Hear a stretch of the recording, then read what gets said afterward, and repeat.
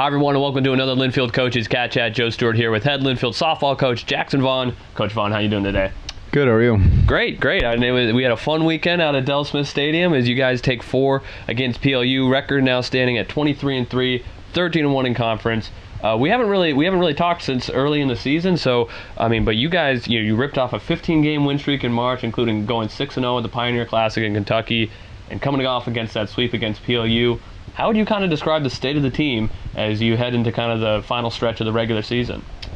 Obviously, I think if you would have took it at the start of the year and said we'd be 22-3, we'd all would have taken it. And we're playing, I think, pretty well right now, particularly offensively, and particularly the top of our orders. Just been pretty good with Bailey and K2 kind of setting the table at the start, and then lately both Claire and Katie's really picked it up since we started conference and is hitting well, and kind of started that in Kentucky. And then obviously Sydney's been pretty consistent, so that first 5 has been tough for teams to get through, and certainly we've produced off and on consistently at the bottom of the order too, but it's been tough for pitchers to kind of manage those guys, and so we've been able to score a lot of runs, which has taken a lot of pressure off the pitching staff. But at the same point, Tayah's obviously been pitching pretty well all year, and hopefully we'll stay healthy. We have to play a lot of games between all the rainouts and all that. We have 6 games this week and 8 next week, so we have 14 games in essentially 14 days here to finish the year. So that's always a little concerning, just because you're basically just playing. There's hardly even time to practice, and it's really been that way for really the last 2 weeks because we've been playing so much. I think your opportunity sometimes to get better and recover in terms of we're pretty analytical and try to go back and look at a lot of things. You're kind of shorter on some of those times, so you have to learn a lot more from games and just make those adjustments from game to game versus having that usually, you practice 4 days and then you go play a game. We're not getting that and won't get it until the conference tournament. So overall, pretty happy, though. The kids are playing well, and it's been tough. It's been one of the roughest weather years in my 20 years doing it. We go to Kentucky to get away from it, and it's colder there than it was here. It was, in the 20s with wind chills in the teens most of the time we played there. And I was proud of how the kids handled that trip. It was definitely not what we kind of signed up for, thinking we'd go and get some 60-degree temperatures and then we go and get that. But they handled that trip pretty well, and it was not easy between the temperature, the travel and the time change, 3-hour time change there. And but they handled it all well, and I think that's kind of showed with obviously how we've come back, and now it seems warm to us, even though it's in the 40s after playing in that cold temperature. So right, yeah. On Wednesday on the broadcast, I kept saying that this end of the year is going to be crazy for the entire conference for you guys. Starting last Wednesday, it was 20 games in 18 days. Obviously, that number's changed, but yeah, I can't imagine that it is easy to kind of make adjustments when you're having to go straight into the next weekend of games or in midweek games. PLU, they played 2 different road series just coming in to this weekend. But let's dig into the pitching. Obviously, Tayah has been doing what she does. Leads Division III with 15 wins. On Wednesday, she became the 3rd Wildcat pitcher ever to cross the 500 career strikeout threshold. A pretty cool milestone there. Just thoughts on her continued excellence here in her senior year. She's just been, it's just fun to see how far that kid's come since she was a freshman, when she could barely get through a couple innings because she was so wild. And now just how confident she is and how she bounces back pretty quick when anything does go wrong. She just really is super stable in the circle. And then on top of that, has just kind of learned more and more how to truly pitch and how to manage different hitters. And we kind of go in with a game plan, obviously, that matches what she does well, but also we try to match that with what we think some hitters' weaknesses are. And she's pretty good at trying to adjust and fit the plan. It doesn't always go exactly how we hope, and there's still more misses sometimes than we want. But she throws with enough velocity, and her ball tends to still move enough. She just makes it really tough on kids, and it's just amazing to see week in and week out how just how dominant she is for the most part. But even once PLU saw her second day and she was not throwing quite as hard on day 2, she wasn't striking as many kids out, but she was still able to manage things and get quite a few flyouts, and just, I think, we'd like to play with 5 hits or whatever. But so it's nice to see her able to win, when she isn't striking 10 people out for game 2. Yeah, that was pretty impressive on Sunday. And then behind Tayah, this was kind of a big question that we talked about at the beginning of the year. It's kind of a similar story last year. Not quite locked in on that number 2 pitcher. Tyler Warden has certainly looked better here in her junior year and has really seemed to kind of claim that number 2 spot. But you started Mackenzie Burke on Wednesday in game 2. Haley Wadsworth has kind of seemed like your number 1 option out of the bullpen.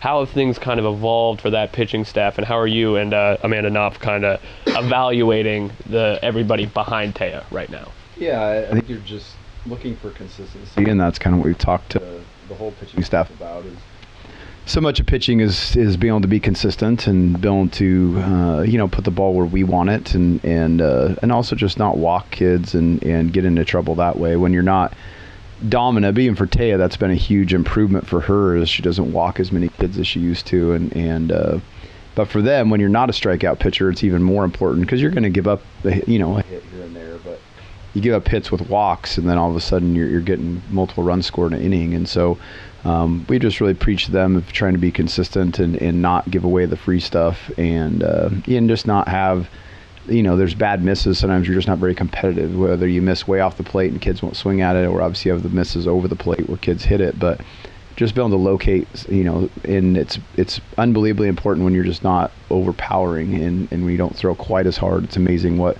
3 or 4 miles an hour difference does between Tayah and some other kids sometimes. So, but Tyler's done a great job. She's been the one who's probably been the most consistent, and still has had some areas for improvement. And then, like I said, we've looked at Kenzie, and we've looked to Haley, and Kelsey Williams hasn't got as much of a shot lately, but we kind of had her pitch a little bit in California, and she's still kind of in that role. And so we're just still kind of hoping that this continues to work its way out in the last, because we got 14 games in 14 days, right. So Tayah's not pitching, and we'd like not to wear her out before the conference tournament. So hopefully we can continue to get some consistency from everybody else. So shifting gears to the offense, you mentioned kind of a little bit of an uptick these last few games, particularly with the long ball. 18 home runs this season is 14th in D3. 11 of those have come in the last week since Monday's games at Willamette. What do you attribute to the power surge this week? Obviously, it was pretty windy over the weekend, but it's great to see the ball flying the way it is for you guys. No, it is, and we have that potential. We just, had to fix some things swing-wise and try to execute some things a little better, and we told the kids that they would come if they would just execute some things a little better in our swings. And to their credit, they've done better, and Katie's a perfect example. She kind of struggled a little bit to start the year, but has hit three or whatever home runs just in the last week or so, and Claire's been kind of on the same track, and Kat adds one, and obviously Bryn's always a threat. And so we have multiple kids that are certainly capable, and I still think we have much more capability in what we've shown if we continue to make some improvements and be consistent. So it's been good to see, though. Our park, I don't think, is super easy to hit them out. There's the short ones in the conference. Mm-hmm. But so when you hit them out at our places, they're usually pretty legit, and there was definitely the couple that might have been a little wind-aided on Saturday, I guess it was. But you're always happy. It's just so much easier to score, obviously, in bunches if you can get the ball to the park a little bit. And another thing that's been impressive, the young players for this team. And it was a sneaky young team last year and kind of sneaky young team this year. Obviously, the headliners are your 3 fifth-year seniors and the senior ace in the circle. But Kaylee Sadoff leading the conference in batting average and hits. Sydney Hess has been an instant impact player. Obviously, we already knew what Claire Seeds, Bryn Nelson could do. Ashley Sutton's become your everyday catcher behind the plate. What's contributing to so much success for these young players pretty much making impacts as soon as they show up at the collegiate level?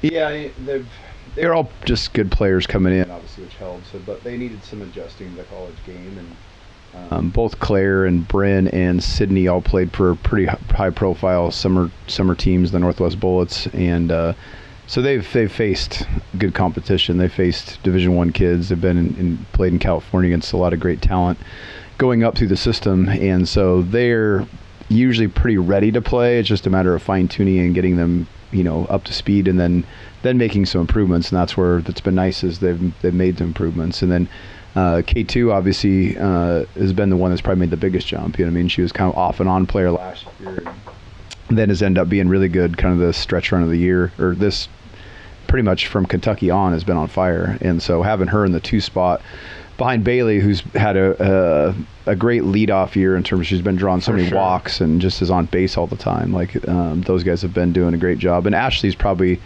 maybe the most improved overall, along with K2, because she, came from a much smaller school, didn't face the competition, didn't play on as high profile summer teams.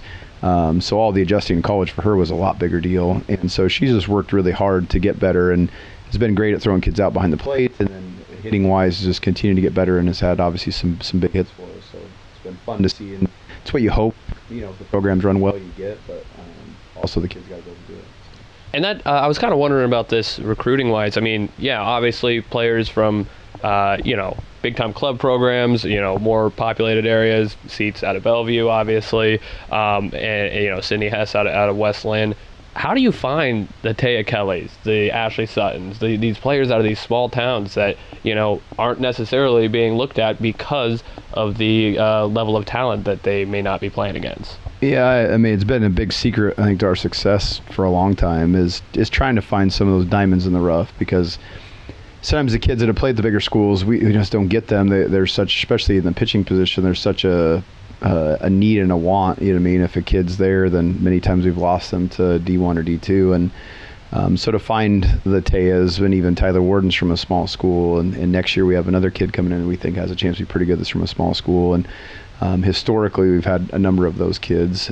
Shelby Sailors, who pitched for us, is from Rainier, Oregon. You know what I mean? So they're just usually a little underdeveloped, which helps us. Hopefully they get here, and if we can provide some good coaching and structure, they can continue to take a big jump up. And then a lot of it's just the kid too. Like most kids that go to small schools play multiple sports, so naturally, like the ability to compete is there with them, and so that I think helps them a lot when they get to college. And then it takes a little bit of luck too. We've had some kids that didn't pan out that we had the same hopes for. So obviously a lot of it just goes to those individual kids that found a way to get it done. So looking ahead here, 2 against George Fox on Wednesday to wrap up that series, and you're on the road to Tacoma to play Puget Sound. 8 out of 10 on the road to end the year then, as you mentioned, 14 games in 14 days coming up. And so looking at Wednesday, you guys had the split, and George Fox struggled a little bit early on. They seem to be finding their stride. What do you have to do to make sure that you take 3 out of 4 in the series?